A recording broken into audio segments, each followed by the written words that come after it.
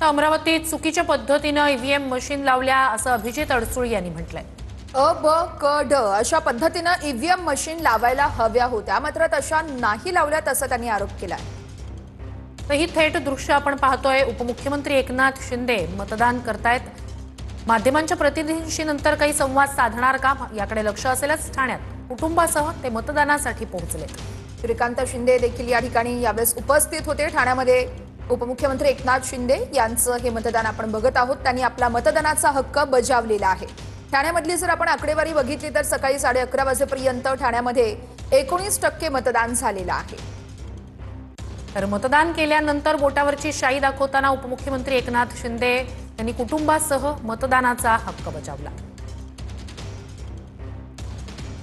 मतदानाचा हक्क बजावल्यानंतर आता उपमुख्यमंत्री माध्यमांसोबत संवाद साधतायत का आणि नेमकं काय म्हणतायत हे बघणं अतिशय महत्त्वाचं असणार आहे। मात्र ठाण्यातली ही दृश्य आपण बघत आहोत। ठाण्यामध्ये उपमुख्यमंत्री एकनाथ शिंदे यांनी आपल्या मतदानाचा हक्क बजावलेला आहे। सध्या त्यांच्या पत्नी लता शिंदे या ठिकाणी मतदान करतायत। उपमुख्यमंत्री एकनाथ शिंदे यांनी मतदान केलंय, त्यानंतर आता त्यांच्या पत्नी मतदान करण्यासाठी बूथवर आहेत। कुटुंबासह मतदानासाठी पोहोचलेले होते उपमुख्यमंत्री एकनाथ शिंदे। त्यांच्यासोबत श्रीकांत शिंदे हे देखील या ठिकाणी उपस्थित होते। त्यांनी देखील आपल्या मतदानाचा हक्क बजावलेला आहे। त्यांनी त्यांची पत्नी लता शिंदे यांनी देखील आपल्या मतदानाचा हक्क बजावलेला आहे। तर ठाण्यात उपमुख्यमंत्री एकनाथ शिंदे यांनी मतदान केलेलं आहे। त्यांच्या कुटुंबानं ठाण्यात मतदान केलंय। तर ठाणे हा एकनाथ शिंदे यांचा आणि शिवसेनेचाही बालेकिल्ला। 19% मतदानाची आत्ता 11:30 पर्यंतची आकडेवारी त्या ठिकाणची समोर आली आहे। चेंबूरच्या वॉर्ड क्रमांक 152 मधील मतदार यादीत गोंधळ आहे।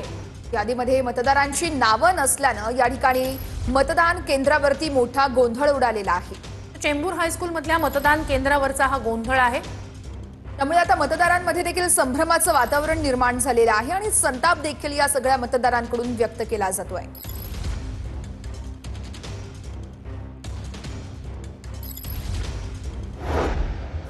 पाडू मशीनचा वापर करण्याअगोदर कोणत्याही राजकीय पक्षाला दाखवलं नाही राज ठाकरेंचा आरोप। तर मतदानानंतर शाईऐवजी मार्कर पेनाचा वापर होत असल्याची राज ठाकरेंची टीका। शाई वापरायची की मार्कर पेन हे निवडणूक आयोग ठरवतं। याआधी देखील मार्कर पेन वापरण्यात आला होता। मुख्यमंत्री देवेंद्र फडणवीसांची माहिती, पण काही लोक उद्याचा निकाल आल्यानंतर कशाला दोष द्यायचा याची तयारी करतायत। मुख्यमंत्र्यांची राज ठाकरेंवर अप्रत्यक्ष टीका। बोटाला शाई लागत नसेल तर ती संबंधित अधिकाऱ्यांची चूक। विनोद तावडेंचं वक्तव्य, अशी चूक होत असेल तर ती तात्काळ सुधारली पाहिजे। तावडेंची प्रतिक्रिया।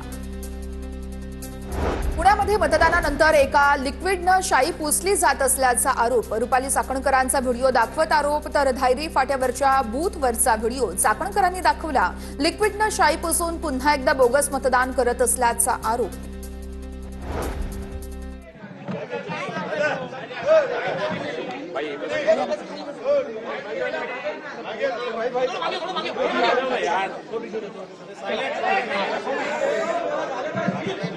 Hello hello